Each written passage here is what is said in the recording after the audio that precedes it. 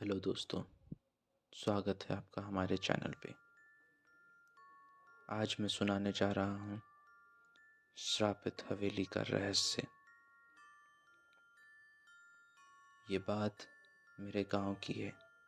जब मैं छुट्टियों में गांव घूमने गया था, मेरे गांव में एक पुरानी खंडर हवेली है जिसमें करीब 65 सालों से वहाँ कोई नहीं रहता है। ये बात मुझे मेरे गांव की दाया।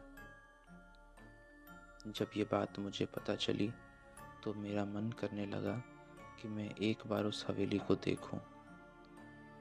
मुझे ऐसी जगहों पर जाना, उनके बारे में जानना, उनके बारे में पता लगाना, इन सब चीज़ों में काफ़ी दिलचस्पी होती थी।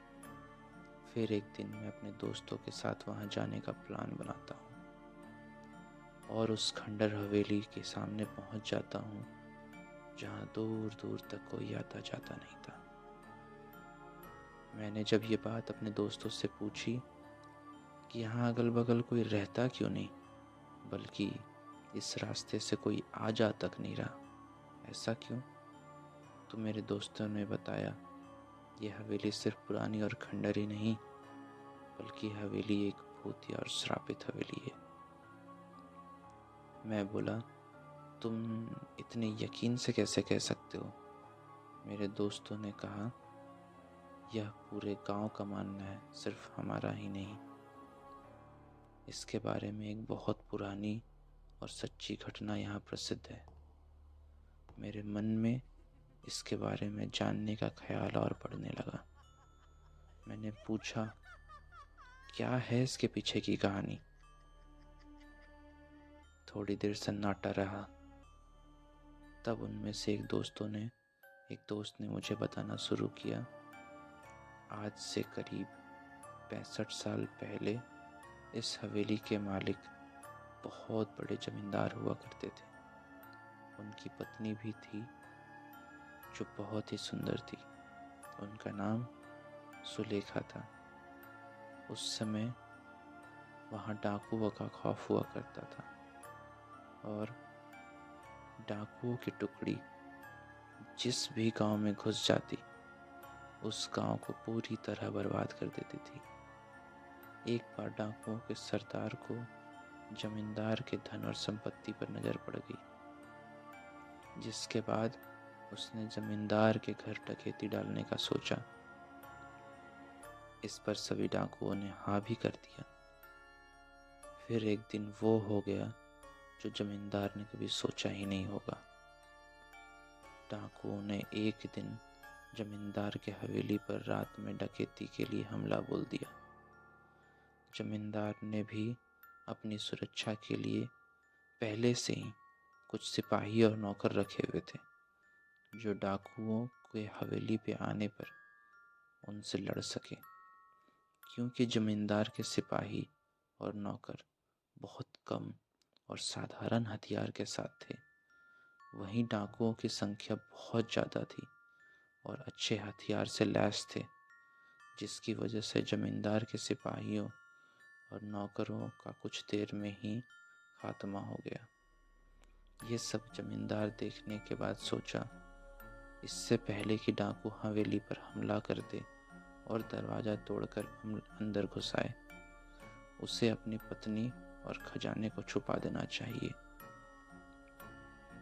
फिर उसने उस खजाने को एक हवेली में ऐसी खुफिया जगह पर छुपा दिया जहाँ किसी का आना जाना नहीं होता था और जिस जगह के बारे में किसी को कुछ पता भी नहीं था। और अपनी पत्नी को एक कमरे के अंदर, एक खुफिया कमरे में छुपा दिया और बाहर से कमरे को बंद कर दिया। इसके बाद कुछ ही देर में डाकू हवेली का दरवाज़ा तोड़कर अंदर घुस गए, जिसमें जमींदार की मौत डाकुओं के हाथों हो गई। पर जमींदार ने मरते मरते अपने खजाने का पता उन डाकुओं को नहीं बताया। डाकुओं ने खजाने को बहुत खोजा पर वो नहीं मिला। फिर डाकुओं ने वहाँ पे पड़े हुए जो भी सामान उनके हाथ पड़ा, जो भी कीमती सामान, जो भी उनके हिसाब का सामान उन्हें मिला, उसे वो लेके वहाँ से चले गए। पर जमींदार की पत्नी, जो एक खुफिया कमरे में बंद थी, उसका पता किसी को नहीं चला। उसकी पत्नी बहुत चिल्लाई, लोगों को बुलाने की कोशिश की, कमरे के दरवाजे को तोड़ने की कोशिश की, पर वो अंत तक कुछ नहीं कर सकी और भूख प्यास से तड़प तड़प कर वहीं मर गई। उसके मरने के बाद उसके लाश के बदबू से लोगों को हवेली में पता चला। हवेली में गए और उसके कमरे को तोड़कर उसके लाश को वहाँ से निकालकर उसका अंतिम संस्कार किया। कहा जाता है कि आज भी वो अपने पति का इंतजार उसी कमरे में करती है। उसका पति कभी तो आएगा और उसे उस कमरे से आज़ाद कराएगा, ऐसा सोचकर वो वहीं भटकती रहती है।